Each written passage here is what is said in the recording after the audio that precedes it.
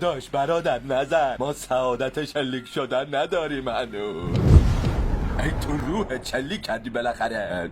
حالا برنامه چیه؟ همون قبلی خودی مودی بزنیم بندازیم گردن آمریکا؟ نه حاجی این دفعه داریم میریم سمت تل‌آویو. سید یه جای خوب دیدی بگو وایسیم برای نماز و غذا، منم یه دستشویی بدم.